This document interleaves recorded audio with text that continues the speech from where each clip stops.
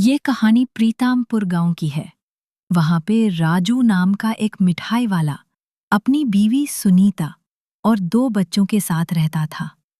उनके साथ राजू की बुढ़ी माजी भी रहती थी। राजू की दुकान ठीक नहीं चल रही थी। घर का खर्चा चलाना मुश्किल था।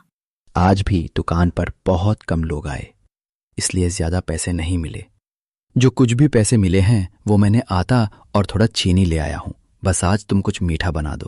अरे बेटा, तू इतना परेशान क्यों होता है? भगवान ने चाहा तो सब ठीक हो जाएगा। तू बस मेहनत करता रहे। माँ जी बिल्कुल सही कह रही है। अच्छे बुरे दिन तो लाइफ का हिस्सा है। आप ज्यादा टेंशन मत लो।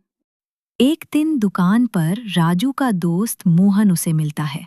राजू भाई, गाँव वालों के पास पैसे नहीं है तो ज्यादा मिठाई कौन खरीदेगा? मुझे तो ऐसा लग रहा है कि ये दुकान छोड़कर हमें कोई और काम ढूंढना होगा। वो तो ठीक है, लेकिन आसपास कोई दूसरी मिठाई की दुकान नहीं है। अजी सुनिए, माँ जी की तबीयत कुछ ठीक नहीं लग रही।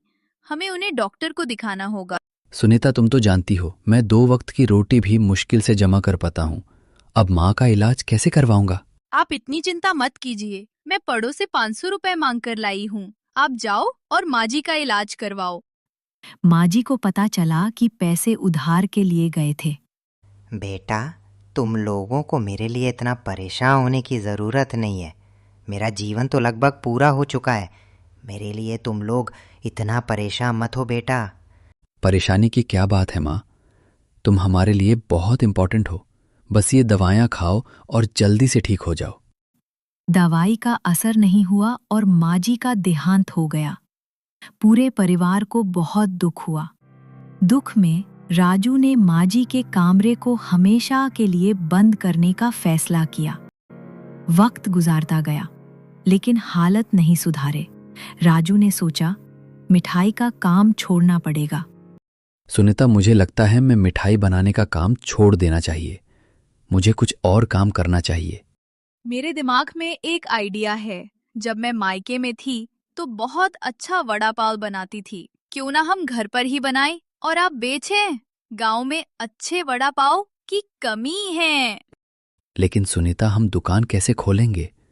पैसे कहाँ हैं? माँ जी ने मुझे जो सोना का हार दिया था, हम उसे बेच देते हैं।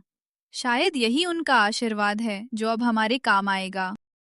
हार बेचकर उन्होंने नई दुकान शुरू की, लेकिन शुरुआत अच्छी नहीं रही। फिर एक रात राजू को माजी का सपना आया। राजू बेटा, मायूस मत हो। मेरी आत्मा तुम्हारी मदद को है। वड़ा पाव बनाने का सारा सामान मेरे कमरे में रख दो। मैं तुम्हारी मदद करूंगी। उन्होंने ऐसा ही किया। अगले ही दिन दुकान पर इतनी भीड़ लगी कि सारे वड़ा पाव बिक गई। कमरे की सामग्री कभी खत्म नहीं होती थी। उन्हें समझ आ गया था कि ये माजी के आशीर्वाद का काम है। दुकान की कामयाबी से मोहन के मन में जलान पैदा हुई। उसने सोचा, राजू किसी जादू टोने से काम कर रहा है। इसके वड़ा पाव में ऐसा क्या खास बात है? जरूर कोई जादू टोना है। जलान में आकर उसने एक डरनाक कदम उठाया। एक रात चुपके से उसने माजी की कोठरी में आग लगा दी। आग से राजू का घर जलकर राखा हो गया। गांव के मुखिया ने मदद की। मुखिया जी को शक था कि राजू के घर में आग लगाने वाला व्यक्ति इस बैठक में मौजूद है, और उनकी नजर मोहन पर थी। क्यों मोहन, उस रात राजू के घर पर तुमने ही आग लगाई थी ना? नहीं मुखिया जी, मैं राजू के घर को आग क्यों लगाऊंगा? वो तो मेरा खास दोस्त है।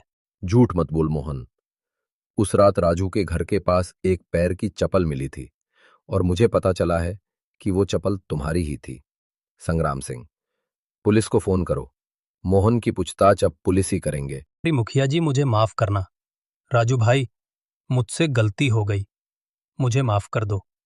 मेरे भी छोटे बच्चे हैं। अगर मैं जेल चला गया तो उनका खर्चा कौन उठाएगा? सब चाहते थे कि मोहन को सजा मिलनी चाहिए। नहीं मुखिया जी, इसे पुलिस के हवाले मत कीजिए।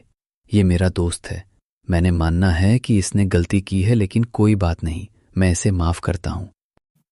राजू ने मोहन को माफ कर दिया।